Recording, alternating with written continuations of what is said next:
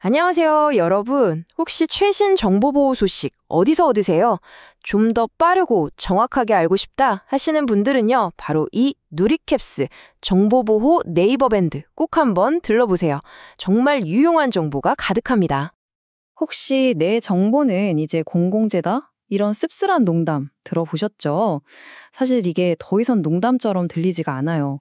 최근 몇 년 사이에 개인정보 유출이다, 해킹 사고다 너무 잦아지면서 많은 분들이 또야? 하면서 불안하고 지치셨을 거예요.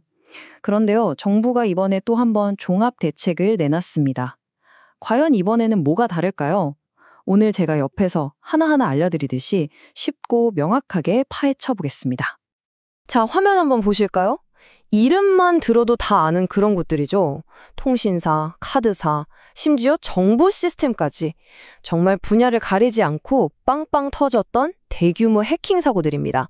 바로 이런 정말 악몽 같은 일들이 계속 반복되니까 정부가 이번에 그야말로 초강력 대책을 꺼내들 수밖에 없었던 거죠. 이게 바로 직접적인 배경입니다. 네, 그래서 오늘 우리가 함께 짚어볼 내용은 바로 이겁니다. 첫째, 신뢰의 위기. 둘째, 정부의 개편안. 셋째, 기업의 책임. 넷째, 정부의 권한. 그리고 마지막으로 제일 중요한 거죠. 과연 효과가 있을까? 이 순서대로 한번 쭉 따라가 보겠습니다. 자, 그럼 첫 번째 이야기부터 시작해 볼까요? 신뢰의 국가적 위기. 도대체 상황이 얼마나 심각하길래 정부가 이렇게까지 나선 걸까요? 그 이유부터 한번 들여다보겠습니다.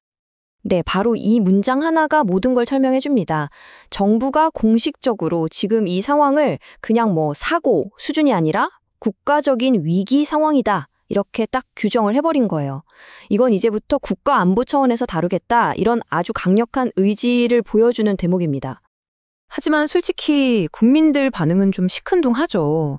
왜냐하면 과거에 해킹 사건 터졌을 때 정부가 별거 아닙니다 하면서 문제를 축소하거나 정보를 제때 제대로 알려주지 않았던 기억이 있거든요. 그래서 언론에서는 이걸 두고 정부가 양치기 소년이 되어버렸다, 신뢰를 다 잃었다 이렇게까지 지적을 합니다. 그러니까 이번 대책의 가장 근본적인 목표는요, 바로 이렇게 무너져버린 신뢰를 다시 세우는 데 있다고 볼 수 있습니다. 자, 그럼 이 위기 상황을 해결하기 위해서 정부가 꺼내든 카드가 대체 뭘까요? 바로 범부처 정보보호 종합대책입니다. 이름만 들어도 느낌이 오죠? 범부처. 그러니까 한두 부처가 아니라 여러 부처가 다 같이 힘을 합쳤다는 뜻입니다. 보세요. 컨트롤 타워 역할을 하는 국가안보실을 중심으로 해서 기술을 담당하는 과기정통부, 금융 쪽을 보는 금융위원회, 그리고 정보기관인 국정원까지 정말 국가 핵심 부처들이 모두 참여했습니다. 이건 더 이상 어느 한 부처의 일이 아니다. 국가의 모든 역량을 총동원하겠다. 바로 이런 의미인 거죠. 그리고 대책 발표와 함께 가장 먼저 시작하는 게 바로 이겁니다. 무려 1,600개가 넘는 시스템. 우리 생활이랑 가장 가까운 공공금융, 통신 분야의 핵심 시스템들을요, 당장 전부 샅샅이 뜯어보는 보안 점검에 들어간다는 겁니다. 어디 문제 없나? 처음부터 끝까지 다 뒤져보겠다는 거죠. 자, 그런데요, 정부만 바뀐다고 될까요? 아니죠. 이번 대책의 진짜 핵심 중 하나는 바로 기업입니다. 기업의 책임을 아예 근본적으로 바꾸겠다는 거예요. 이제 기업들은 보안을 완전히 다른 차원에서 생각해야만 합니다. 이 표가 이번 대책의 핵심 철학을 딱 보여주는데요. 왼쪽을 보세요. 보안은 비용이다. 지금까지 많은 기업들이 이렇게 생각했죠. 이거 돈만 나가고 어쩔 수 없이 쓰는 돈, 이렇게요. 하지만 이제 오른쪽처럼 바뀌어야 한다는 겁니다. 보안은 투자다. 그것도 그냥 투자가 아니라 우리 회사가 살아남기 위한 필수 투자라는 거죠. 그야말로 생각 자체를 180도 바꾸라는 인식의 대전환을 요구하는 겁니다. 그럼 이런 인식을 어떻게 바꾸게 할까요?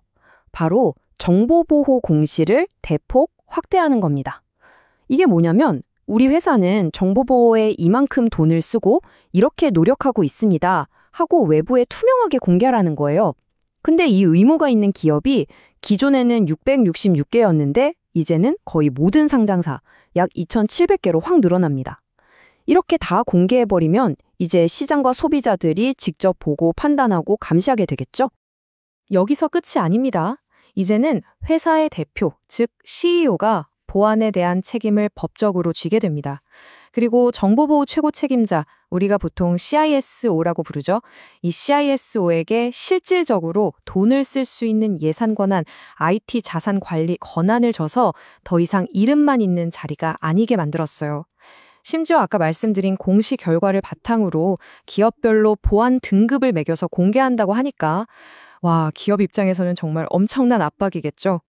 자, 이렇게 기업의 책임을 강화하는 동시에 정부 스스로도 힘을 키웠습니다. 더 빠르고 강력하게 움직일 수 있도록 정부의 권한도 대폭 강화한 거죠. 이 부분이 정말 중요한 변화인데요. 이전에는요, 기업이 저희 해킹당했어요 하고 먼저 신고를 해야만 정부가 조사를 시작할 수 있었어요. 기다려야만 했던 거죠. 하지만 이제는 정부가 다체적으로 해킹 정황만 포착해도 기업이 이걸 숨기든 말든 늑장을 부리든 말든 상관없이 바로 현장 조사에 들어갈 수 있게 됩니다. 피해가 더 커지기 전 그 골든타임을 절대 놓치지 않겠다는 강력한 의지입니다. 그리고 만약에 기업이 이런 보안 의무를 제대로 안 지켰다? 그럼 그 대가도 훨씬 혹독해집니다. 특히 계속 반복적으로 사고를 내거나 신고를 일부러 늦게 하거나 예방 조치를 게을리한 기업에는요, 징벌적 과징금이라는 걸 도입해서 정말 막대한 금액의 벌금을 물리겠다는 계획입니다. 기술적인 발전도 있습니다. AI, 즉 인공지능 기반의 디지털 포렌식 기술을 도입하는데요.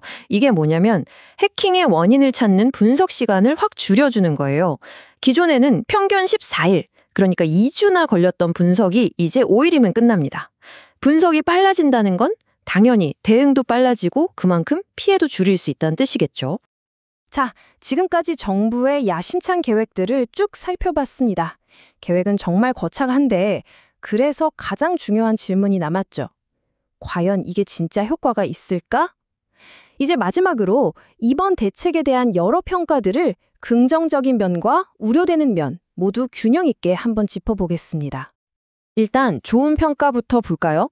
전문가들은 기업의 보안 수준을 투명하게 공개하도록 한 건 정말 잘한 일이라고 칭찬하고 있습니다. 또 보안을 더 이상 비용이 아니라 투자로 봐야 한다는 그 방향성 자체는 굉장히 진일보한 거라는 평가고요. 그리고 불필요한 보안 프로그램 설치를 강요한다거나 하는 낡은 규제들을 고치려는 시도 역시 환영하는 분위기입니다. 하지만 당연히 걱정하는 목소리도 적지 않습니다. 크게 한 3가지 정도로 요약할 수 있는데요.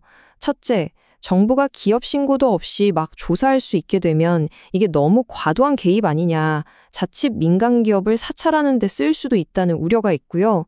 둘째, 이렇게 벌만 강화하면 기업들이 처벌이 무서워서 오히려 더 꽁꽁 숨기려고 할 거다, 자발적으로 신고하게끔 당근 같은 유인책도 필요하다는 지적도 나옵니다.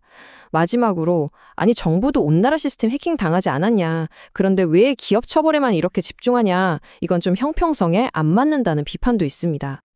결국 이 문제로 돌아오게 됩니다. 국가 안보를 지키기 위한 강력한 규제, 그리고 민간의 자율성과 혁신을 존중해야 한다는 민간 자율성, 이 둘 사이에서 과연 황금 밸런스를 찾는 게 가능할까요? 어쩌면 이번 대책의 진짜 성공 여부는 바로 이 아슬아슬한 균형을 앞으로 어떻게 맞춰나가느냐에 달려있을 겁니다.